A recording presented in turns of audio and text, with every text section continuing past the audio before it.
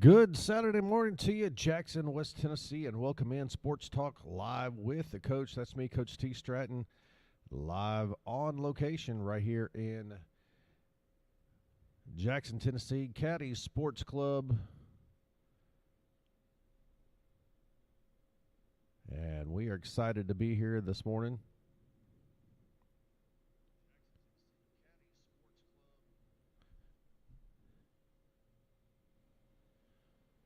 All right, and we're just going to double check all of our audio here and make sure we're good to go.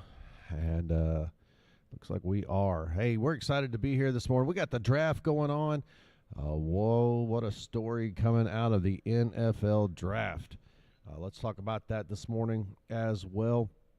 We've got Boom Soccer in Jackson tonight, 5:05 p.m. against Bowling Green FC. Bowling Green, Kentucky invades Jackson to take on the Jackson Boom, and we will be there live starting at 5:05 right there on the Jackson Boom Facebook page and the Hub City Sports Network YouTube page. And you can catch that game live right there. The Jackson Boom 1-1 on the season. They have had a couple rainouts, and they lost to a very good Tempo team, and then got the tie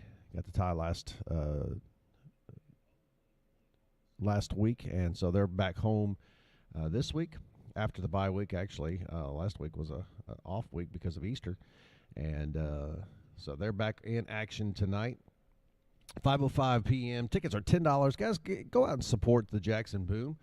If you're watching or rewatching this broadcast today, make sure you support your local athletics, high school all the way up to our semi-pro / pre-professional teams that are here. And, these guys and gals, they go out and they work hard at their craft. They work hard at what they do. And they love when you come out and cheer them on, even in defeat. They love to see you guys there. So $10 ticket, I mean, that's cheap. $5 for kids, 12 and under. And if you can get some, I mean, they've got some really good chili cheese dogs and chili cheese nachos at the concession stand. Get over there and support the Jackson Boom at the University School of Jackson tonight at 5:05 p.m. right here in Jackson, Tennessee. Let's talk about all the action in sports in and around Jackson and West Tennessee. Real quick, we're going to look at what is going on locally. We have got a story, and we'll try to get, I'm not sure if it's next week or the following week. I think it's the following week, to be honest with you.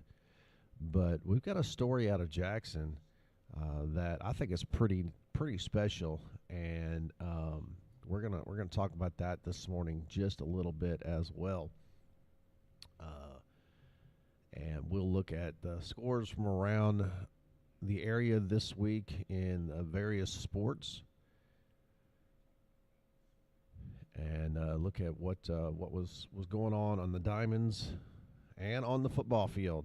Yes, folks, you heard me right. The football field. Well, you say, well, what's going on the football field this time of year?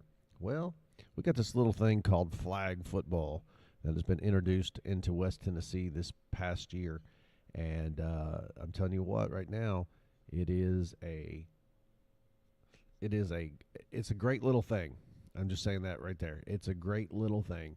And so if you've not been able to check out the workings of the flag football games, you've been missing out. And so we'll just kind of break this right now. Northside High School undefeated in the inaugural season of flag football here in the West Tennessee area.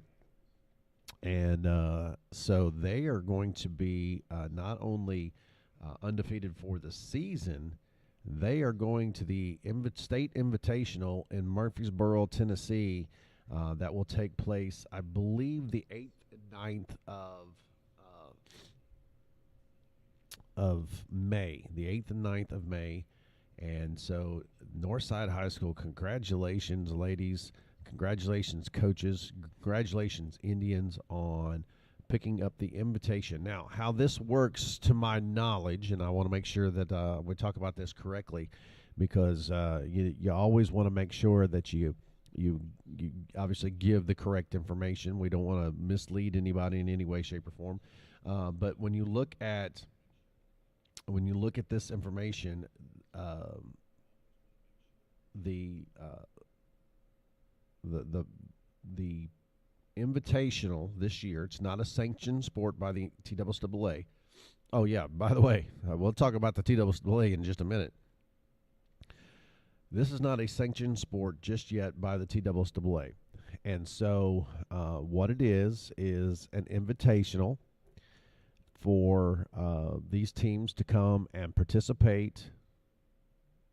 Looks like give me just a second. We're going to take a commercial break here. Got an issue with our camera. We'll be right back.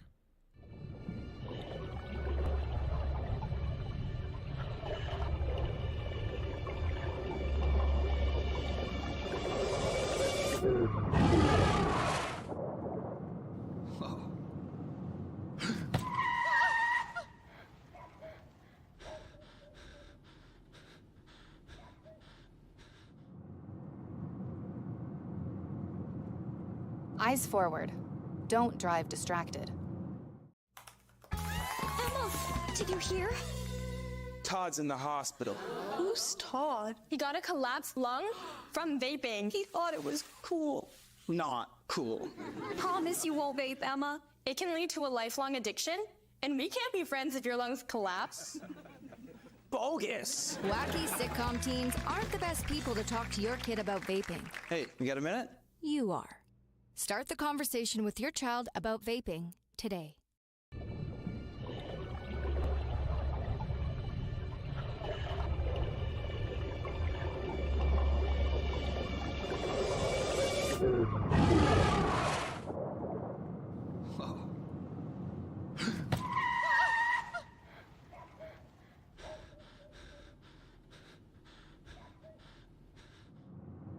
Get ready, basketball fans, and welcome to The Bounce, your go-to destination for all things hoops. Join us every Thursday night from 6 to 7 p.m. starting February 13th, as Andrew Hicks will bring you the wildest highlights, in-depth discussions on trades, injury updates, and those unforgettable buzzer beaters. Whether you're a hardcore enthusiast or just looking for some epic plays, we've got something for everyone. So grab your favorite snacks and tune in for the action-packed episodes each and every Thursday night on the Hub City Sports Network. Don't forget to like and share this video with your friends, and we'll see you in the next stream. As the road you travel changes, so can your insurance needs. Talking with Farmers Insurance agent Jeremy Chandler can help you assess whether you're ready for the journey ahead. There's a reason the Jeremy Chandler Agency was voted Best Insurance Agency in VIP Magazine's Best in Jackson 2024. Give Jeremy a call today at 731-FARMERS and find out why. That's Jeremy Chandler at 731-327-6377 or contact him at 731farmers.com.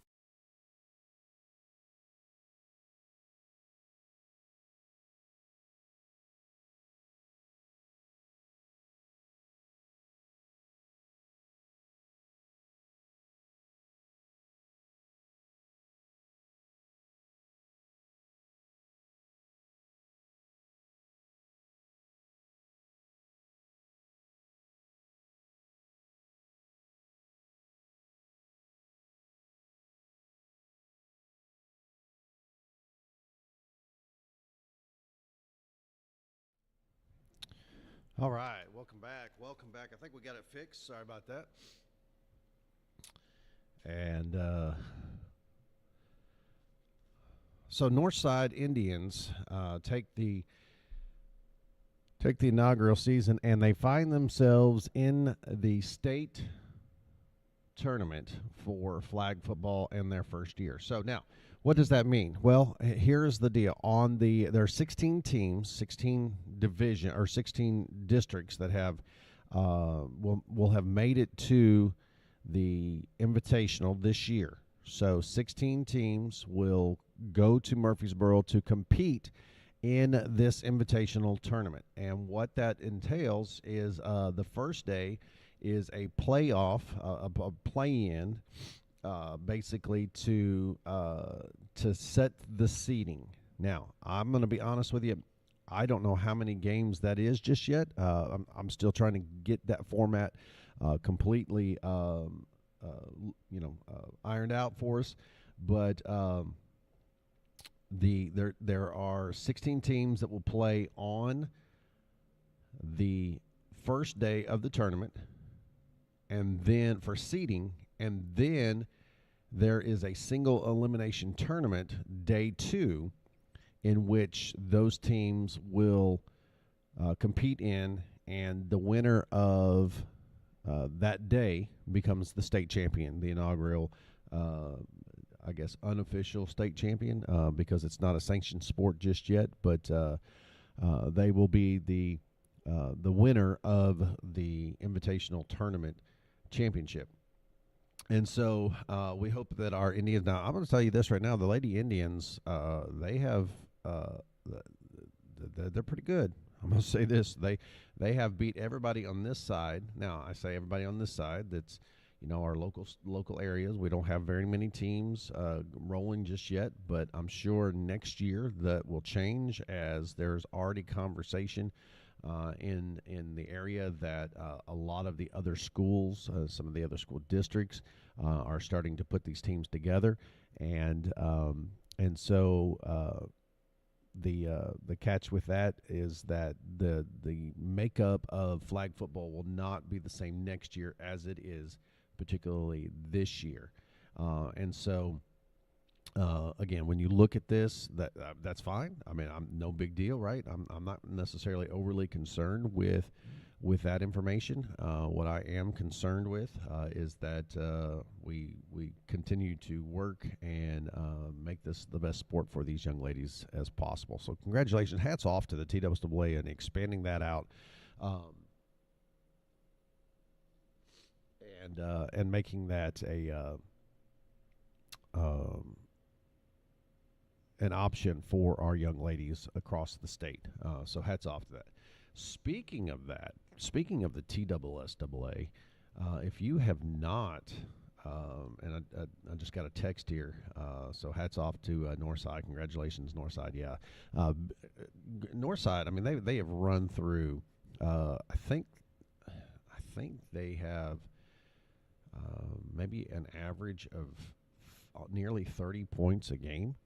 Is what they're putting up, and I'm not even sure that they've given up more than 1 or 2 touchdowns in a game, and they have 2 or 3 shutouts. So they're definitely playing some really good defense and really good offense there at Northside. So exciting to see that. Yeah, Texter, thank you for texting that in.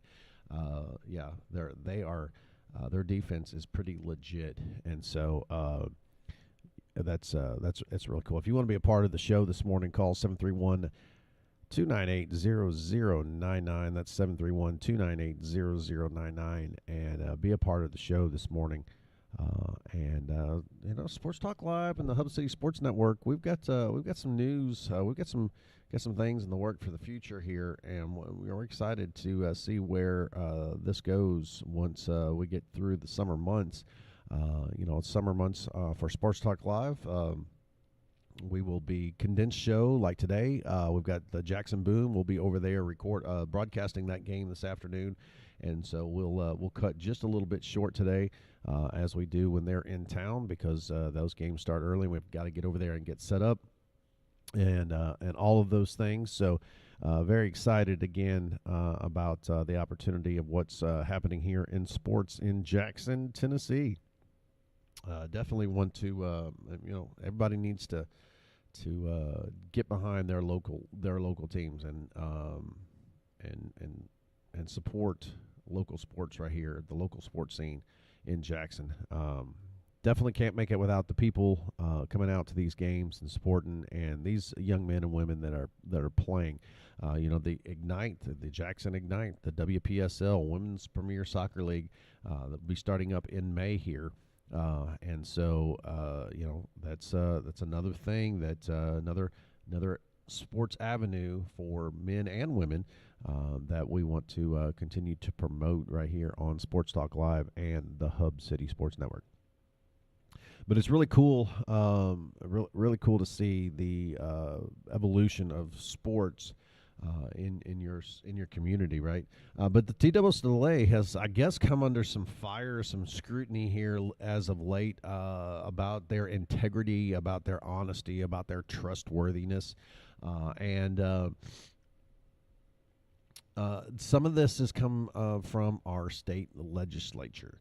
Now, I understand that when you're talking about athletics in the public school setting, that you have some governmental oversight or governmental insight into your organization, right? Because the state funds the public school systems, the communities, the local government funds the public school system. I get that. So I don't necessarily have a problem with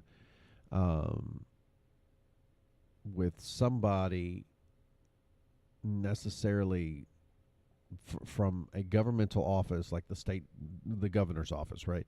Having somebody from the governor's office maybe be a part of the committee or part of the board or part of a oversight committee for your state athletics.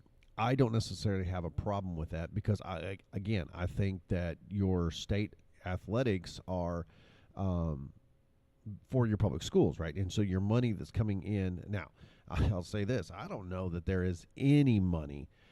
I don't know that there's any money from the state that goes necessarily straight towards athletics. That money that's coming in is coming in for teacher funding and your pupil ratio of expenditures for textbooks and desks and your computers and your stuff for those kids to learn. So that's where that is. That money's going to. So very little of that finds its way to the athletic department. I was a principal and an athletic director for many years, and we struggled to find some of that money sometimes. And so our kids are always doing fundraisers. Our kids are always doing stuff to pay for trips, pay for buses. Now that money that may be coming out of the school. That the bus money may come out of the school or something to that extent. Some travel expenses. Because it's extracurricular activities for our athletes, right? So I get that. And I don't have a problem with, I wouldn't have a problem with somebody that is part of the team, of the bigger picture, sitting in on a board or sitting in on, a committee, oversight committee, or something to that extent from the state legislation office. But what I will have a problem with is that, we have some senators within the state that are saying, hey, the TWSAA is no longer trustworthy. The TWSAA is no longer able to make these decisions and in the best interest of the student athlete, of the communities, of this, of that, and we need to either take them over or dissolve them. That's kind of some of the language that's coming out. I don't know if you read the story or not. I believe there was a story in the Tennessean about this initially, and of course they're way closer to the legislative offices and the TWSAA offices and things like that than we are over here in Jackson. But nonetheless, it's one of those things where we have to be very careful on why. And the accusations, obviously, that are being thrown around about the TWSAA and why potentially somebody wants to take over this organization. Now, I'm going to give you my theory. Just my theory. My theory, and a quarter will not buy you a piece of bubble gum at any store in America, to my knowledge. So take it for what it's worth. I think that, and let me back up for just a second before I give you my opinion on this. So the TWSAA has made some decisions in the last few years. One of those decisions is now regarding the transfer portal, the transfer rules, those things. And I'm just going to say this, right now our sports in America are kind of the wild, wild west. People are doing, you can see what's going on in the NFL draft right now, just wild, wild west, right? So nonetheless, the TWSAA has supposedly made some rulings that has now, after 99 years of trustworthiness, so to speak, it has all of a sudden become an untrustworthy entity. The state legislature can no longer put its faith in an organization to run the Student Athletic Association for the public school system or private school system, for that matter. If you're part of the TWSAA, you can be private school as well. And so it's one of those things where the legislation has said, okay, we can no longer trust the judgment of this council. Well, here's my catch on it. These guys, these men and women that work in the TWSAA, they are 100% sports 100% of the time. Right now, when I say that, obviously there are things that go on in sports that are not necessarily always sports related, right? So a prime example, this transfer rule that now is being talked about, and we have a one-time transfer rule and such. But so I understand that there are components that are not sports related that have to be worked through, that have to be talked about, that have to be voted on, that have to be policied and regulations put in place for. Because if you don't, then again, you have chaos. You have the wild, wild west. And so, one of the things that we have to look at is things like the transfer rule, right? Eligibility. Those aren't necessarily on the field related things, but they're sports related things. And so you have to look at that. You have to understand that you're going to have to make rulings on these things. So again, the legislation, and not all of the senators and congressmen or whatever from the state are on board with this, I'm sure, but there are two individuals, and I'm not going to go out there, and if you want to go read the story, you can go read the story. I'm just kind of giving you a synopsis of it. There are two congressmen that want to either dissolve the TWSAA or bring it into governmental control. Now, I'm not necessarily concerned, and I've always said on the show, guys, 100%, I've always said on the show that we're not going to talk politics unless it's sports related. This happens to be sports related. So we're going to talk about this just for a few minutes. And yes, and a texter just texted in. Don't they have better things to do? Yes, that's my point exactly. Does not our state and local representatives, our mayors, our judges, I mean not our judges, but our governors, don't they have better things to do than to worry about who is going to be in the state championship? And I mean, for goodness sake, if I'm sure if the governor wants to go to a football state championship or a basketball state championship, he's not going to pay. So this is not about what I think. And again, my opinion. and a quarter. Will not buy you a piece of bubble gum anywhere. But my opinion on this is that I think it's financially driven. So there was a story by one of our staffers at the Hub City Sports Network this week that just kind of put out some information, some statistical information, kind of a history of the TSSAA back when it started in 1925, or and a few of the things. I think there was something in there about AF bridges and just some entities or some stuff that was talked about, some key some key things throughout the years. Excuse me, I'm gonna clear my throat. That was talked about over the years through the TSSAA. Just some dates, right? So that's on there. And then at the end, they put out some information, some statistical information on the TSSAA on the financial side. I believe there are roughly 425, give or take, schools that are in the TSSAA, and I think it's somewhere between 250 and 550, or 250 and 500 for a school to become a member, and that's a yearly fee for the school, right? And that kind of helps. Obviously, you pay your membership dues to Netflix to get Netflix.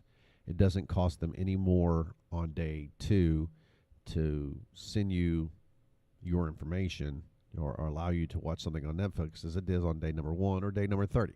So there are some administrative things that the TSSAA does for you. Some paperwork that you get, passes that you get. Part of the website that you get your school's information put on. So there's cost, and I have no problem with that. I'm not saying that 250 to 500 is out of the realm or anything of that existence. It's completely fine. I have no problem with it. Then there are some other fees and things. So we have 425 schools at roughly, let's just say that on the average, we'll just make it simple. All right, hopefully simple math here. That they pay, the $500. Let's just say they pay $500. You have 400 schools paying $500, right? And so, do the math. What is that? $200,000 that comes into the TSSAA, right? And so then, on top of that, for every non-faculty coach you have to pay every certified teacher or staff that works for the school system, that works within, at the school or in the district. If you're a certified teacher, you do not have to pay to be a coach. The school does not have to pay for you to be a coach. You are part of the faculty. You're part of the staff. You're getting, the coach may get paid, but the school doesn't pay the TSSAA. However, if you own a construction company, right, and you cut off work every day at 2:00, and you have the ability to go coach some young men or women at the high school, then you have the school system. The school itself would have to pay. I want to say it's like $70 or maybe $50 or something like that to register you as a coach with the TSSAA, and you'll have to take some classes, which you will have to pay for as the coach, and those things obviously cost, I don't know, maybe a couple $100, and then you can coach. No big deal, right? So it's $50 from the school, I think, for those coaches, and most schools use their faculty and staff, so they're not paying an exorbitant amount of fees for non-faculty coaches. Now, there may be one or two schools out there that doesn't do that, but for the majority, Coach Tommy Separillo watching today. Tommy, thanks for tuning in. Are you out on the road again this weekend? If you are, give me a shout out where you might be. And so, So these officials, I mean these coaches, right? The school system, a school might be using one or two, or a few, depending on the availability of coaches within your school system, right? You're not paying $4,000 or $5,000 extra. When I say extra fees and such, there are some minimal things you might be paying. Instead of $500 for your initial deal, right? You may be paying $1,000. Well, if all 425 schools paid $1,000, right? That would be $425,000. So we can do the math there. That's pretty simple. So $425,000 going into the TSSAA. That there's a level of insurance that's paid for your student athletes. So that's going to be costly. There are obviously these folks that work within the TSSAA have to have make a living. They have to be paid for their work. There's people that do website work and people that do administrative work. There's directors within those organizations that oversees the rulings, enforcement of rules on the different sports. So there's folks that work there, right? And no issues, no problem with that. I have no problem with those folks, and as long as they're not making $1 million a year, I definitely don't have a problem with it. Because that's a lot of money. But nonetheless, they have to be paid. So then on top of that, the TSSAA will get a portion of the gates at postseason play. So now if we'll just use Northside High School, if they go through the regular season, all their football games, all their home games, they get to keep that gate. So that helps pay for the officials. That helps pay for all of the different things that they may need. Uniforms, travel, food, whatever. That could come out of their gate, right? If they have enough fans to support that. But you get into postseason play, and then an 18% surcharge of your gate fees go to the TSSAA. Now, the TSSAA is now working a little harder maybe to put brackets together and to get people eligible, make sure everybody's eligible for postseason play. There's maybe a little more paperwork, a little extra this, a little extra that. And so, okay, all right, no issues. No. Some coaches have issues with that, but all right. So let's say that over the course of a year, maybe there's another 400,000. We'll just double that number from what the schools are paying, right? So let's say that there's right now from the schools and the postseason tickets, sales, and such, that the TSSAA is making $1 million a year. That $1 million a year, when you have, I don't know, let's say 30 employees, that's not a lot of money. When you're paying for every student in the state to receive catastrophic insurance in case they are injured on the field in a major way, I'm talking about, blown out knees, torn up shoulders, whatever it might be, that's not a lot of money. $1 million doesn't go that far when you're talking about the whole state, right? We got how many athletes across the state, and when you're talking about that's not a lot of money. So also on top of that, the TSSAA receives money from the officials. If you want to be official, you have to pay the TSSAA for a card to be an official. You have to take a test. You have to pass those tests. You have to do those things.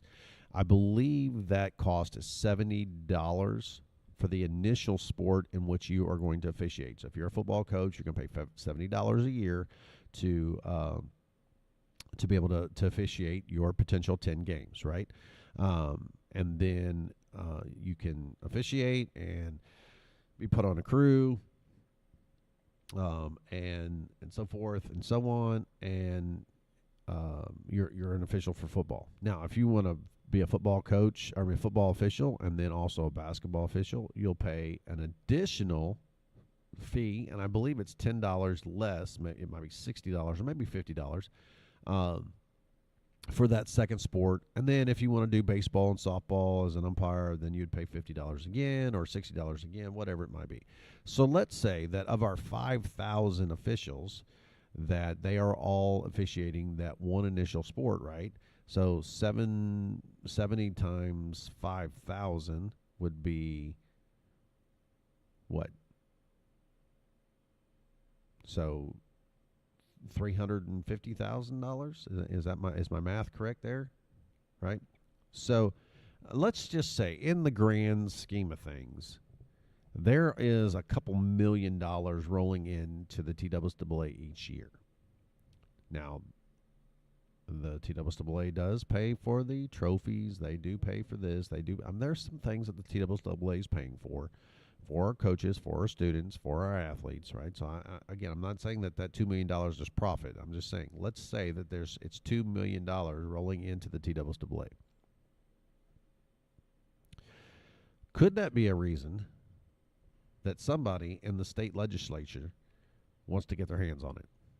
I'm just throwing that out there. Why? Because we are a money-driven society. So here is pretty much, and I don't know this to be factual. I have not looked this up. And you say, well, Coach, why were you even talking about it then? I'm throwing out some speculated numbers. I am not saying that this is 100% factual.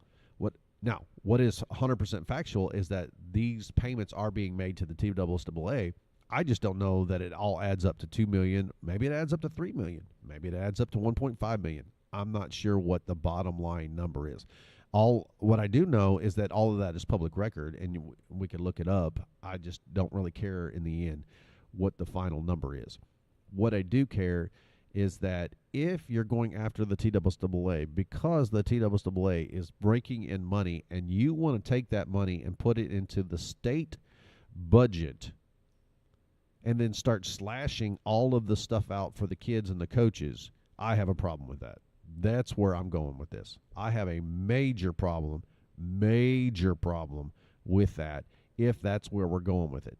Now, you can say, well, Coach, I mean, the TWSAA lied. Okay. You're going to trust the state and maybe even federal oversight of government because the TWSAA lied?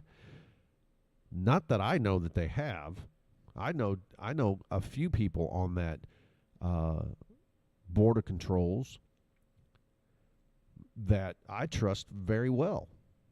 I don't know them all, so I can't say that I trust them all. But what I do know is the ones that I do know, I can trust those folks. I would trust them with my kids.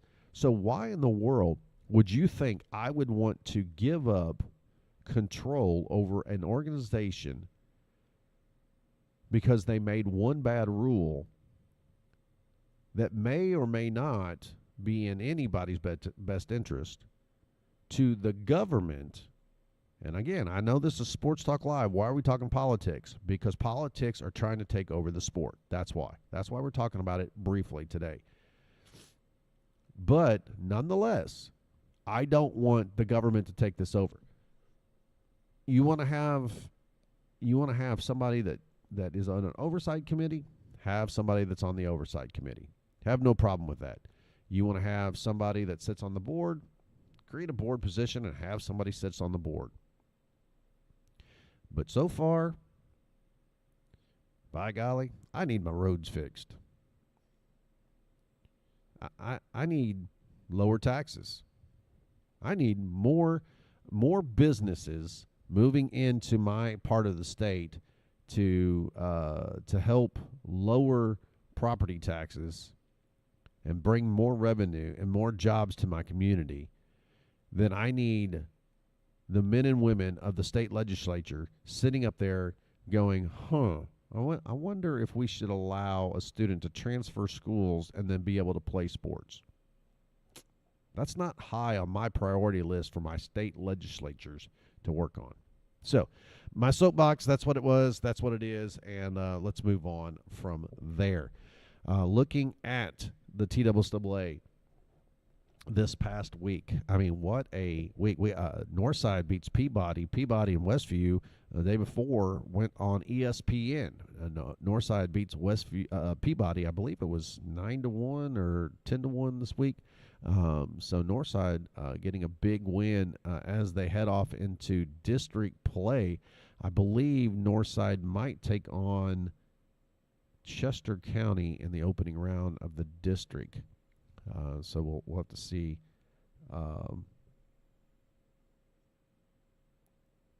See what happens there.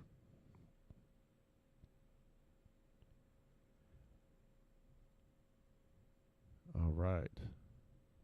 Getting some updates on the Boom game. Excited. Bowling Green, Kentucky coming in today to take on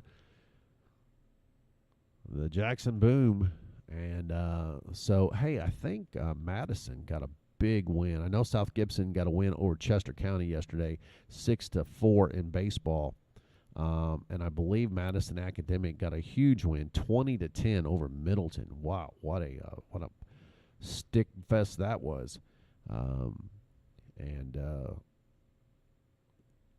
Yeah, so big win for Madison there. Shout out to Coach Clark and his crew there. Decatur County Riverside getting the win over USJ, 11-4. In softball, not a whole lot of action going on in softball last night, as well as soccer. We got a couple games. I believe Northside and Northside and JCM, I believe, play Monday at Northside. Don't get me saying what time that game might be. I think it's at 5:30, but nonetheless, make sure you check that out. Hey, let's look at what's going on in. I'm going to hold off the draft for just a few minutes. We'll do that at the top of the hour. But let's look at we got playoffs going on all over the place in professional sports, and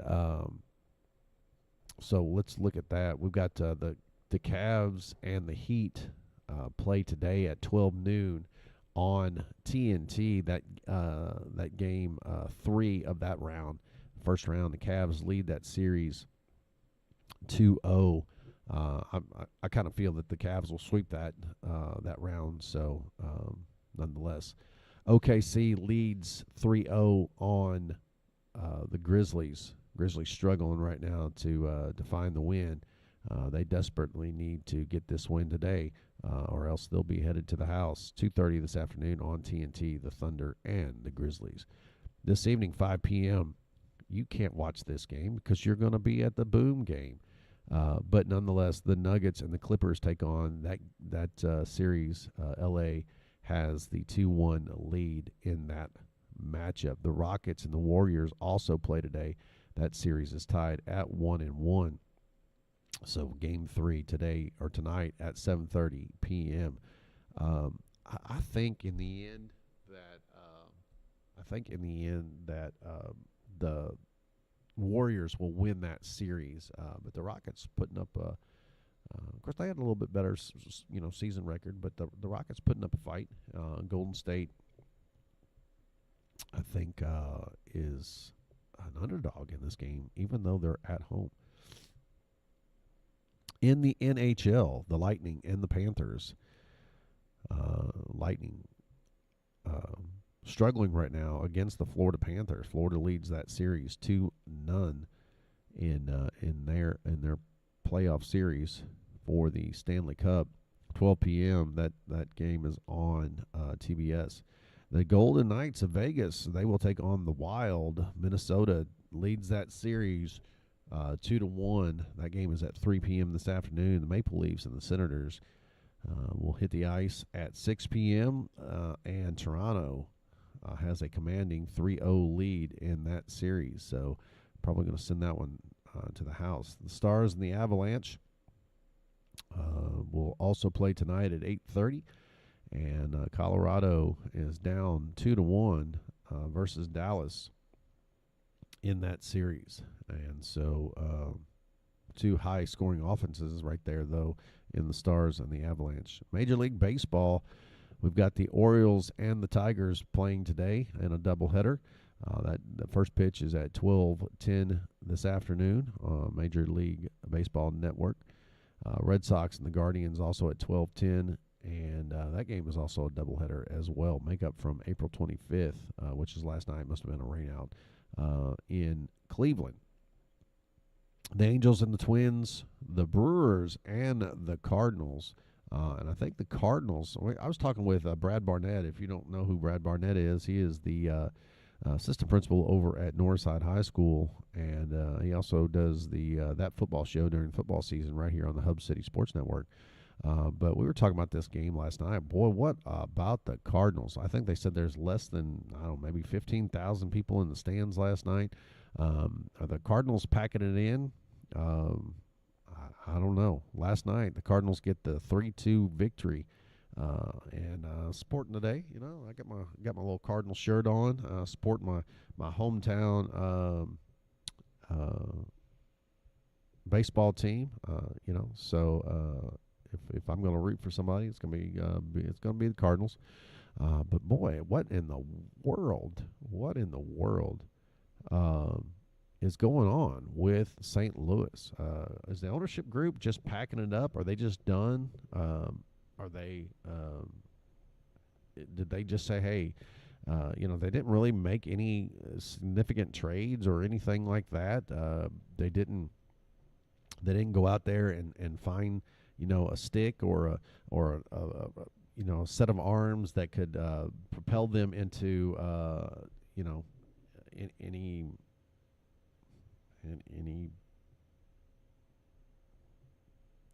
kind of facet that would say, hey, we're gonna compete this year. They're 11-15 on the season. They're playing the Brewers, who's 13-14. They did get the win over the Brewers last night, so we'll see. But what about the Cardinals, man? It's really, really sad to see, especially in this area, right? You're either kind of Braves or Cardinals fans, or maybe you're if you're an AL American League fan, maybe you're a Rangers fan, or something. But in the grand scheme of things, it's kind of Cardinals and Braves area, and so but a lot of Cardinals fans in and around West Tennessee, and while we're on the World Wide Web here, and so we don't have a just a captive audience right here in Jackson. It's one of those things. I don't understand what the Cardinals are doing. Does the front office front office staff they need to go, or what's going on? But it's kind of sad. Rockies and the Reds will play today at 2:10. Now Mets and the Nationals. Mets having a pretty good season so far, 18-8 on the season. So they're having a pretty good season there. And Phillies and the Cubs.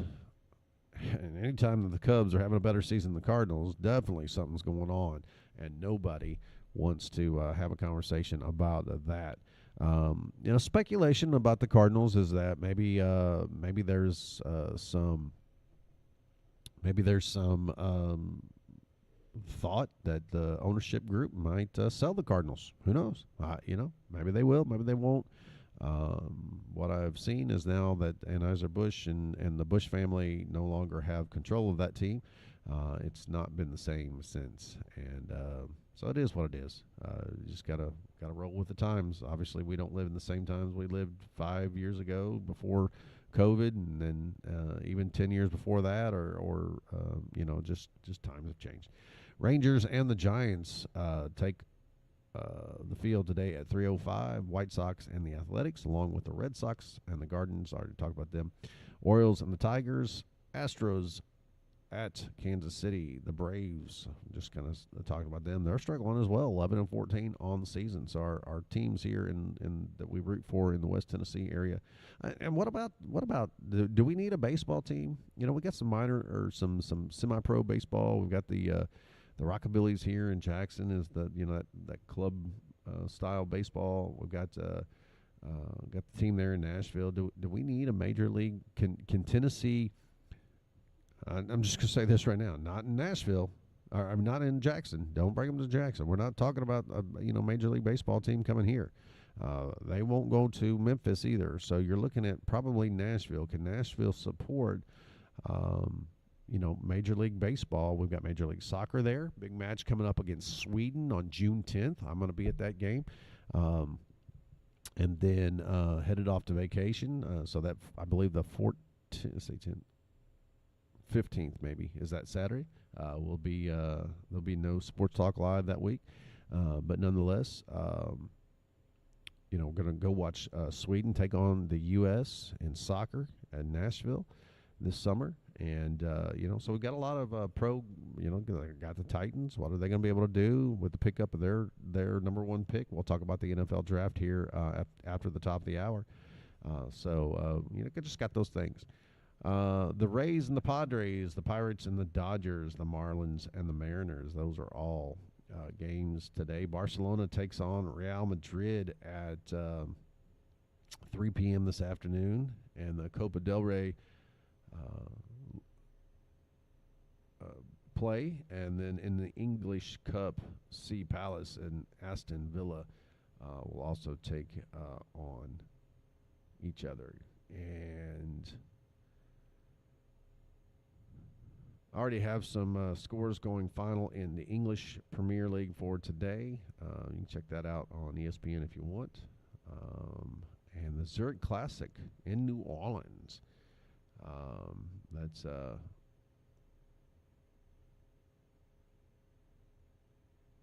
is taking place in round 3 in TPC Louisiana. Purse there is $9 million. Wow. The golf purses have definitely grown since Tiger Woods, right? NCAA softball. I'm telling you what now, if you want to watch a competitive, fast-paced game, you need to go watch yourself some softball. Florida, number 6 in the nation, 40-10 on the season, take on LSU, the number 10 team in the season. That's going to be a great game. The number 1 team in Tennessee takes on the number 20 team in Ole Miss, along with Arkansas at Texas A&M and Texas at Oklahoma. Some scores that went final yesterday in softball. Illinois beat Rutgers 6-1. Duke and NC State, that was a 9-2 ball game for Duke. And looking at Oregon, number 5 in the nation, they got a big win over Indiana. Texas and Oklahoma. Oklahoma got that win over Texas. Wow. Oklahoma's a pretty good team now in the grand scheme of things. Don't sleep on Oklahoma. I think they're maybe 4th or 5th in the nation. Clemson gets the win over Georgia Tech, 6-2. Houston drops one to UCF, 4-2. And Mississippi State, Kentucky was postponed along with the Ohio State-Purdue game. A few other games. Florida State gets the win over Louisville. Tennessee got a win over Ole Miss, and so they'll play again today as well. So some scores there. And baseball, NCAA baseball, the number 2 team, Clemson, hosts the number 25 team, NC State, today. Oklahoma and Georgia play. Florida State and Louisville play. The number 1 team in the country, Texas. Texas 35-5 on the season. They host Texas A&M. The number 6 team, Tennessee, takes on the number 7 team in LSU. Both of those teams, one of those teams 34-8. The other team is 35-8. And so that's kind of the rundown of the schedule. We got Jackson Boom right here in West Tennessee today. They'll take on Bowling Green, 5 p.m. right here in the Hub City. And so we're going to step away for just a quick break here. And when we come back, folks, we will be talking about the NFL draft. Before we cut things just a little short today, we're going to be a little short today because of the Jackson Boom game here in Jackson. We've got to go cover that game today. That kickoff at 5:05 p.m. So don't go away, folks. We'll be back in just about a minute. Planning your financial future can be a daunting task. With all the things you want to achieve, how do you prepare so your money will go the distance? Here's some advice that may help. Why not talk to your local Woodman Life representative? They can answer all your questions, and together you can fill out a free needs analysis to help identify your short and long-term financial goals. Our representative can then recommend insurance and annuity solutions to help make your financial future safe and secure, so that all those things you want to achieve remain firmly in your sights. Hi, I'm Kelly Bonifer, your local Woodman Life representative. Did you know that the life insurance you have through work may not be there for you if you change jobs? Call me at 731-423-4784 to discuss your options for protecting your family's financial future. Woodman of the World Life Insurance Society of Omaha, Nebraska. Woodman Life, standing strong for generations.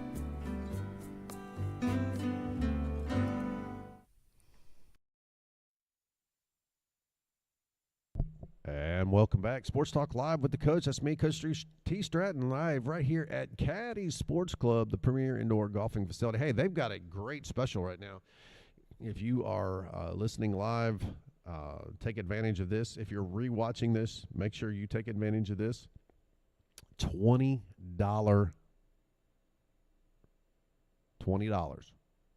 Yeah, you heard me right. $20 is the fee. Come over here to Caddy's, get yourself in the booth for $20, and play some golf on the indoor. These simulators are world class. You can come over here. If it's, looking outside right now, you might be headed off to the golf course, but in about 30 minutes, you may be headed back home.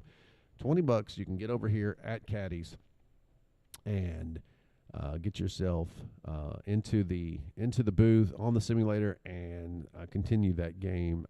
And you can play just about any course that you want, particularly in the world. I mean, it's crazy what they have available over here. Let's look at this topic of the draft. The NFL draft. Now, we'll talk about the story coming out of the NFL draft in the grand scheme of things, as well.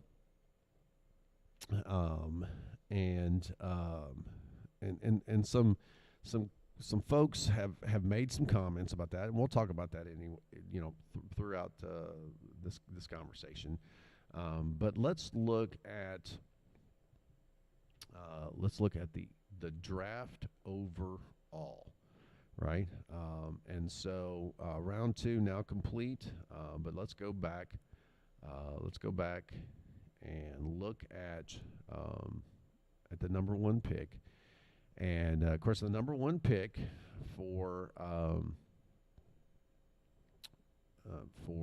the NFL draft in 2025 went to the Titans, the Nashville, Tennessee Titans, right? And they picked Cam Ward out of Miami as their number 1 guy.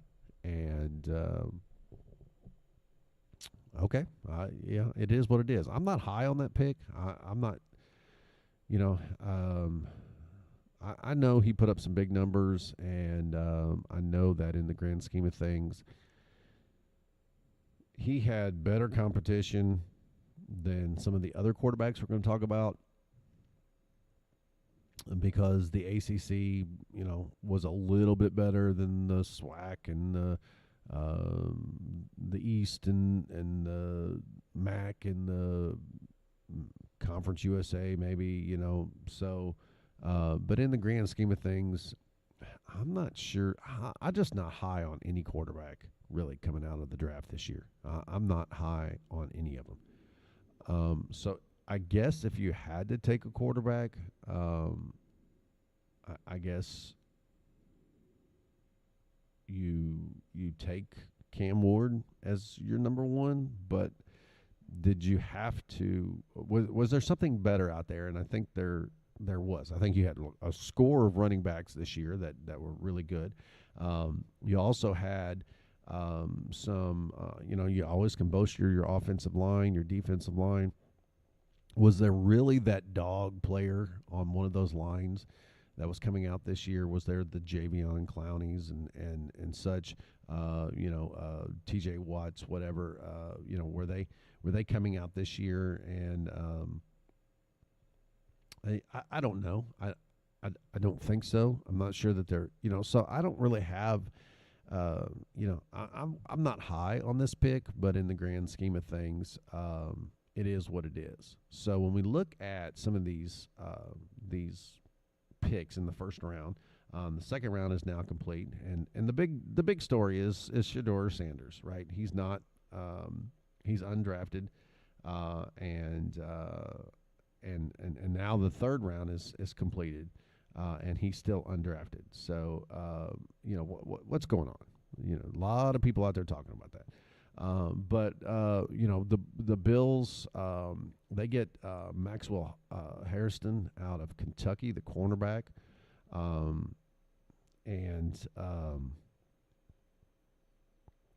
so they kind of boasted their defense, and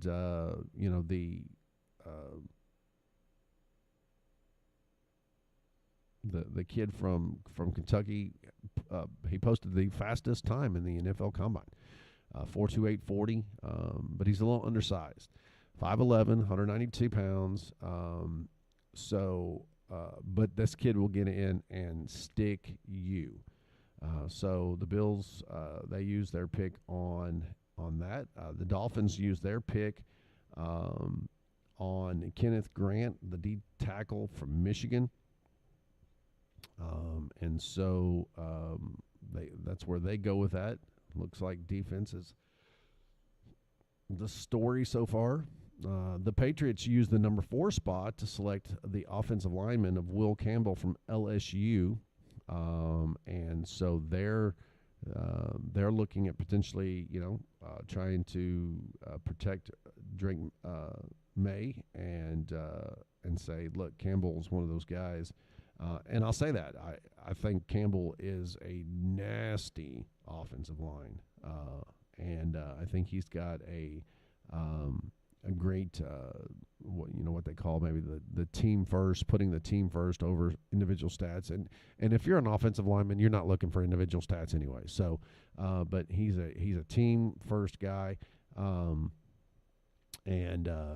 I like his play a lot. I think that was a big pickup for the New England Patriots.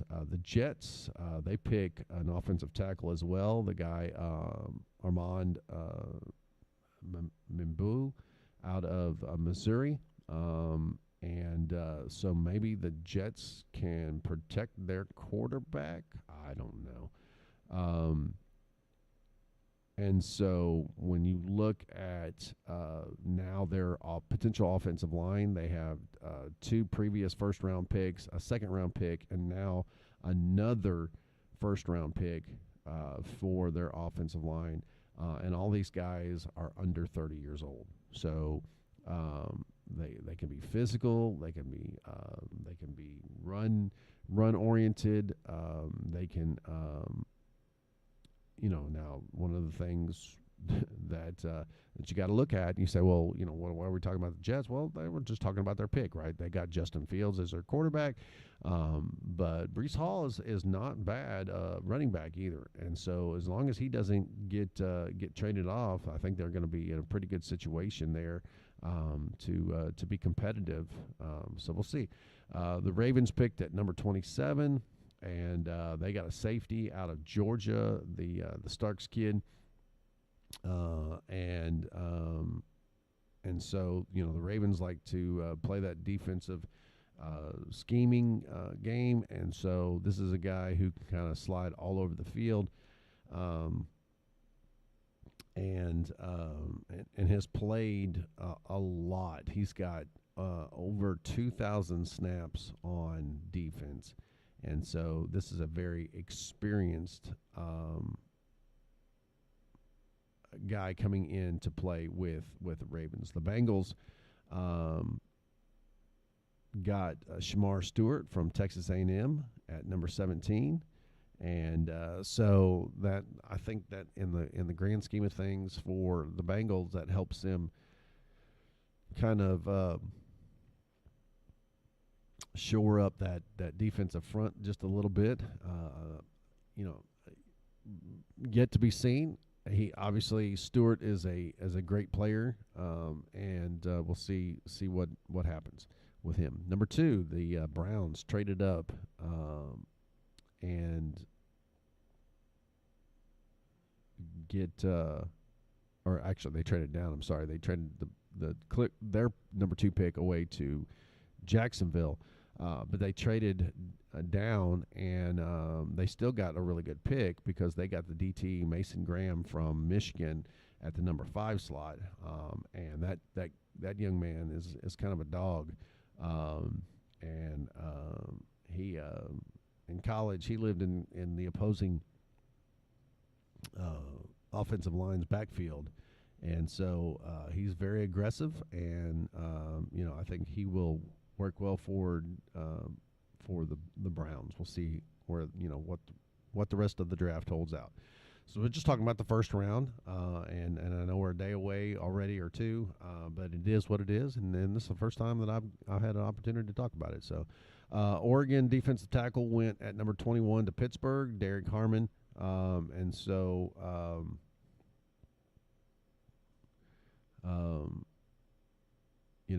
the Steelers play defense first, then they play offense, and so picking a defensive player does not surprise me one at all. Number 25 spot was traded to the Giants, and that 25th spot was supposed to go to Houston, but the Giants picked that up and Houston gets some extra picks in this draft. So Jackson Dart was picked up, and this is one of the names that's going to come up with the story of with Sanders, right? Is Jackson Dart picked over Shedeur Sanders? You gotta wonder what's going on in the world, the wide world of sports in this instance, right? The Colts select Penn State tight end Tyler Warren in the number 14th position, and I think that's kind of their pick. That's where they wanted to go with him. They wanted a tight end that could pass block and also potentially catch some balls. And this kid from Penn State's pretty good, and so Tyler Warren gets selected in the first round at number 14 to the Indianapolis Colts, and so he's very multi-dimensional, and he will he can stay on the field a lot as long as he stays healthy, right? So he's one of those guys that can do a lot of things for you. Just got to stay healthy. Jacksonville started the draft off with that major move, bumping up to number 2 to get that spot, and who do they get? They get Travis Hunter. First time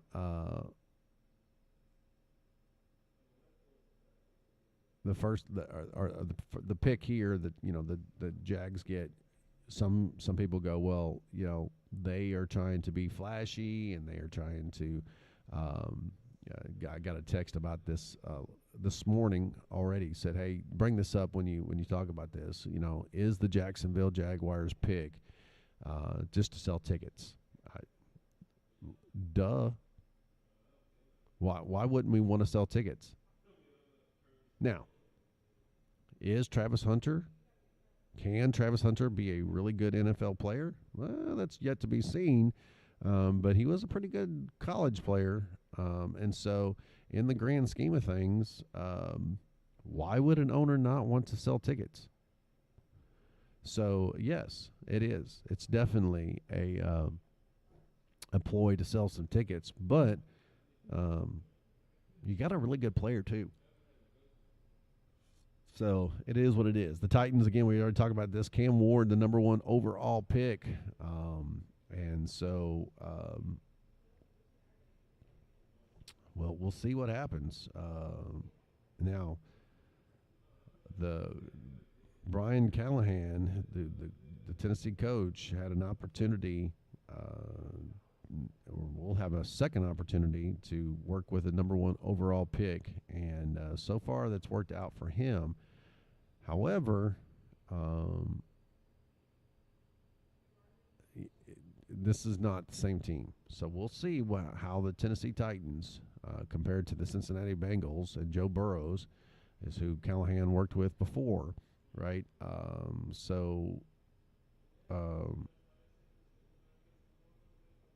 Callahan taking over that team, 3-14 last year. Quarterback struggled in Levis and Rudolph. So we'll see. I'm sure, Levis will have well, I say that. I'm not sure. I don't know that anybody will have the heads up in that quarterback room going into this season. It may be just wide open. Who knows? The Denver Broncos got some secondary help in Barron at the number 20 spot by drafting the Texas cornerback, not quarterback.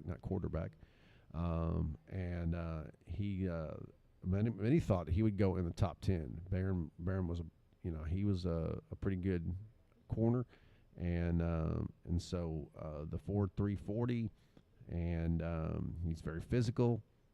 Some people thought he would be a top 10 pick. Now we'll see what happens. But to the Broncos it goes. The Kansas City Chiefs, they swap a spot with the Eagles, and they get Josh Simmons, number 32. At number 32, Simmons was a tackle at Ohio State, offensive tackle, and so we'll see. Could that help the Kansas City Chiefs? It's a possibility. The Raiders, they get the number 6 pick in Ashton Genty, and I'll tell you what, that's probably that a pretty good pickup. He is a stud athlete. And the number 22 pick comes out of North Carolina. The running back Hampton goes to the Chargers. So yeah. So that's your first round. Excuse me, it's not your first round. I'm not completely done. Dallas Cowboys, they selected number 12, and they get Tyler Booker, the Alabama guard, and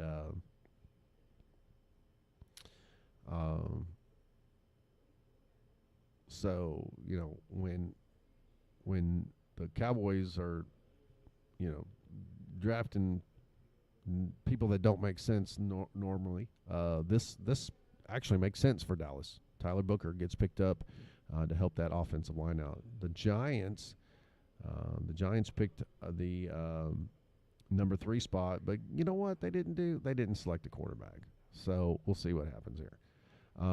They addressed their defensive needs. They got the Abdul Carter kid from Penn State, the defensive end, and he was going to go high in the trade or in the draft, and he did. The Eagles, I don't know why you trade up one spot unless you think or why would you trade? I mean, I guess you just trade to trade. I don't know if there's anything. How much did you give up? What did you give up to trade up one spot? But anyway, the Eagles traded up one spot to get the linebacker Campbell out of Alabama at the number 31 spot. Would he have been there at number 32? I don't know. It is what it is. Commanders had a great season last year, and so what they're trying to do is protect their quarterback. So they got the offensive tackle from Oregon in Connerly, and so he is the new tackle for the Washington Commanders. The Chicago Bears, they got the tight end Loveland from Michigan with the 10th spot, and so they're trying to shore up their offense. The Lions use the number 28 spot to get Williams, Tyleik Williams from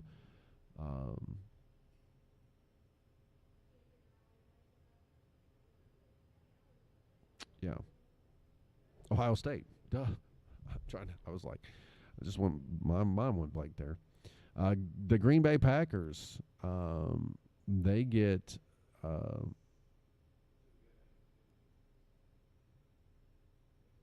a wide receiver, and Matthew Golden out of Texas. It's a good pickup right there. So they're trying to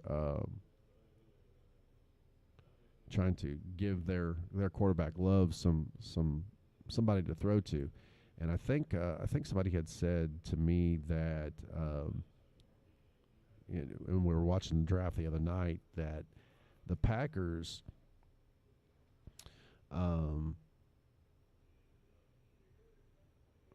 I think maybe Jordan Love was like 1 year old or 2 years old or something like that the last time that the Packers picked a receiver, and so they broke stride there and did that.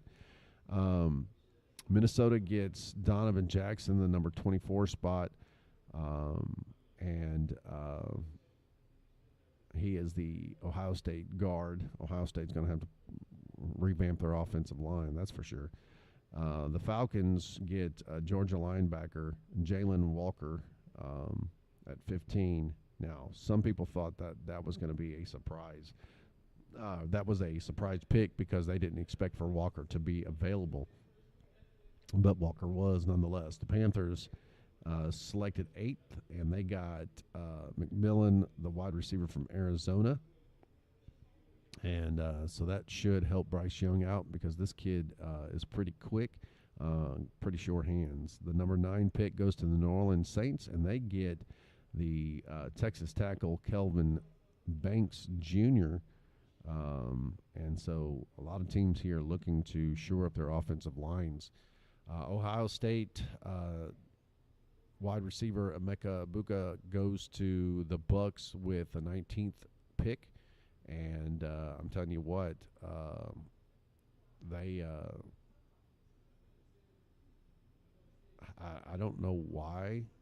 Now, I'm gonna say that I'm an Ohio State guy, right? So I'm not trying to knock on my boys, but I'm saying, why did you pick Egbuka at 19 when you have you already have players like Mike Evans and Chris Godwin and Jalen McMillan on the depth chart, but you really need some defense. Now, Egbuka is definitely a top 20 pick, but I think you had Tampa Bay some other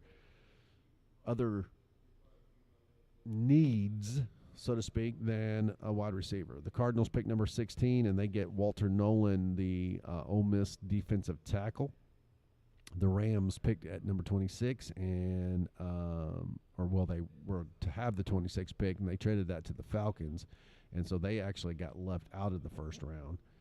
The San Francisco 49ers got the defensive end Mikael Williams from Georgia, and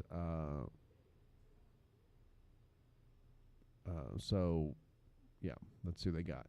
And that's probably a perfect partner for Bosa on the other side of the line there. Seattle took number 18, Zabel, the North Dakota State guard, and Zabel, a big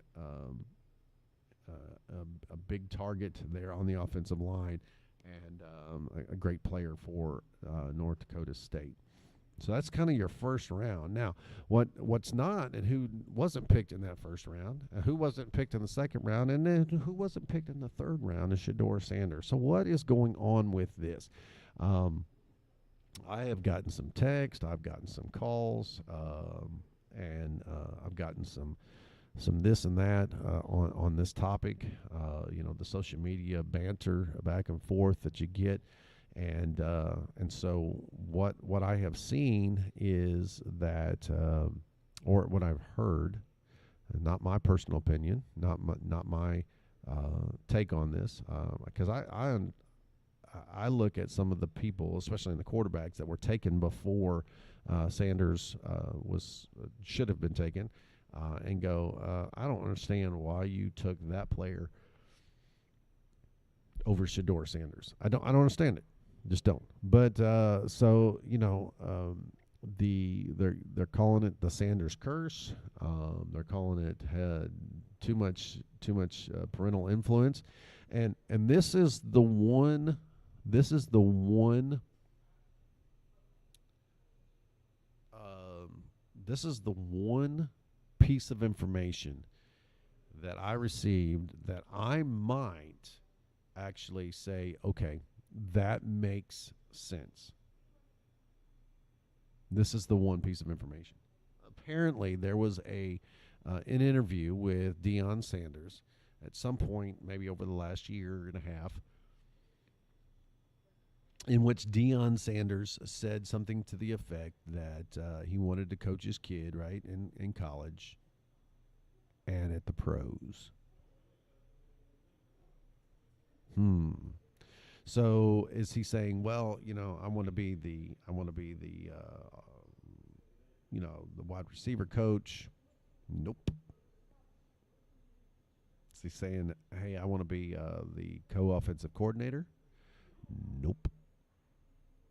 Is he saying, I want to be the offensive coordinator? Nope. I'm quite certain that, my apologies. I'm quite certain that the only position that Deion Sanders would want to coach his son in at the NFL level is probably from the head coaching position.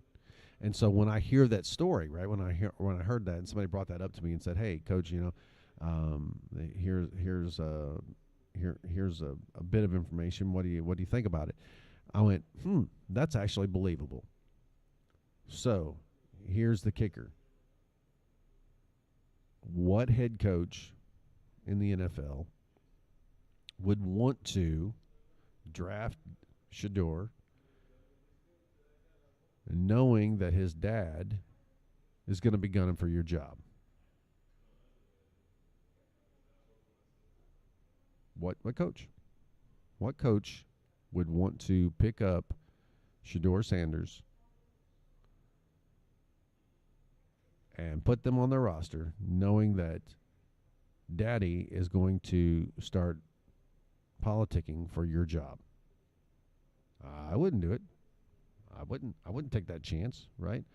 So, that's something that you have to look at, that you have to play with and understand. And so it is what it is. I don't know. Not too certain. But what I am certain of is that Sanders is still off the board in round 3. Now, does he go undrafted? Well, I don't know. I'm not sure.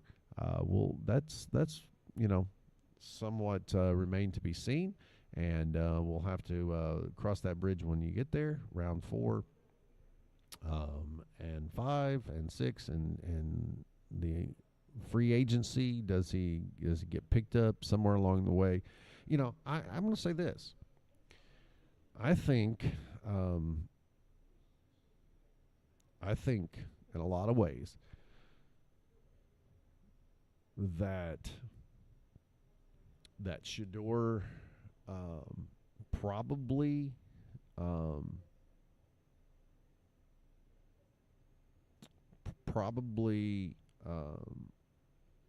hurt himself by not participating in the combine.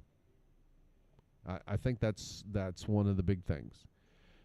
Is that he's like, I'm too good to do this. I don't have to do this to go play at the next level. I'm that guy. When, yes, your dad coached at Colorado, so that's where you played. I get it. But they didn't go compete for the national championship. They didn't go undefeated. They didn't they didn't have, they didn't do those things. And so when you don't compete, when you were 500 for your career, or maybe even a little less for your career at Colorado, when you throw for 19 touchdowns and 14 picks, and you get your jersey retired. Some people don't want to look at that with the entitlement stuff, right? So the woke craze is now being put back to sleep to some extent, because people are fed up with it. And so now I don't care. Let the kids run their mouth. Let the kids say they're the best player on the field. The best player on the field is going to show up and show out. So, I wasn't too high on the Cam Ward pick. It is what it is. But if the kid shows up and shows out, then okay, I'll make me a believer. That's what I want to say. I want to say make me a believer. I watched Cam Ward in college. I watched Shedeur Sanders in college. I wasn't high on either one of them. But what I'm saying is prove me wrong. Now, you got to say, well, Shedeur Sanders has got to get picked up in order to prove somebody wrong. Yeah, you're right. He's got to be on the field to be able to do that. Can he do that? Could he do that? I am most certain that he could play the position of quarterback in the NFL today. Today. Maybe not 10 years ago, but today he could. Maybe not 15 years ago, but today he could. He could play in there in that position, and he can be successful. He can do those things. Why?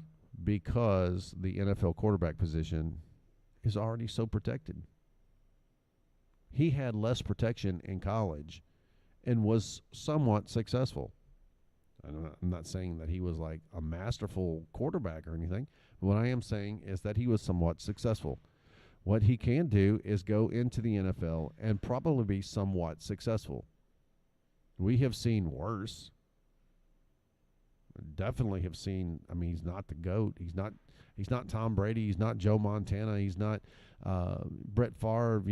But is he as good as others that we've seen? Is he as good as some of the guys that have come through that never even mounted to a hill of beans? I don't know. It is what it is. Hey, let's take a quick 60-second break, and when we come back, we're going to start kind of winding things down. We're going to get out of here today.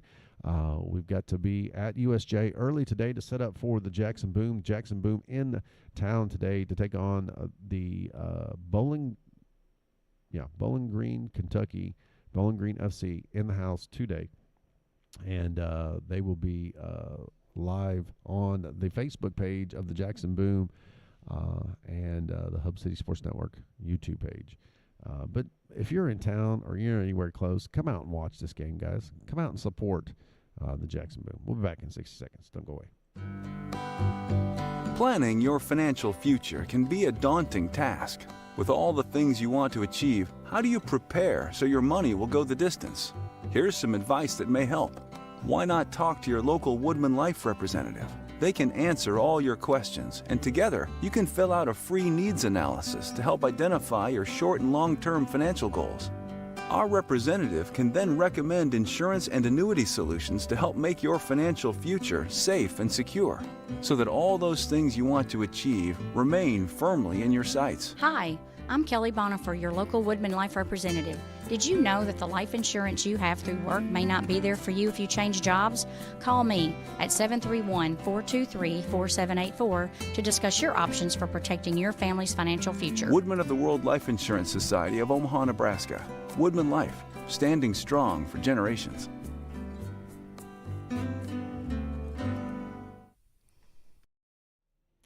And welcome back to Sports Talk Live with the coach. We're right here at Caddy Sports Club in Jackson, Tennessee, right here on Van Drive next to Hollywood 16 Theater. And come over today. $20 booth fees, guys. $20.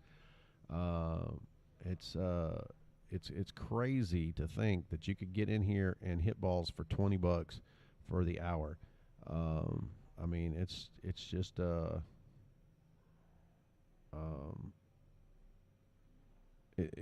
just one of those things where can't wait to be able to get on here and hit some of these hit some sticks around here. Not me. I got to have a back surgery this summer probably, and so I'm going to be not hitting the sticks for a little while. But nonetheless, it is what it is, and we'll be rolling from there.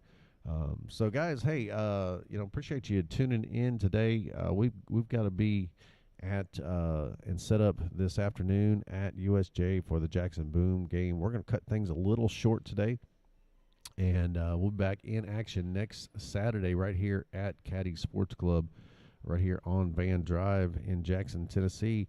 And make sure that you come out and support the Jackson Boom. Check on your local high school sports. We've got Jackson, Northside and JCM in soccer action early next week. We've got the 8th and 9th is the invitational tournament for the girls flag football game that will be in Murfreesboro, Tennessee. And so come out and watch Northside take on whoever they're going to be taking on. It's a 16-team invitational, and the first day those games are played to set the seeding, and so the more you win, the higher you're set, and then the second day it is a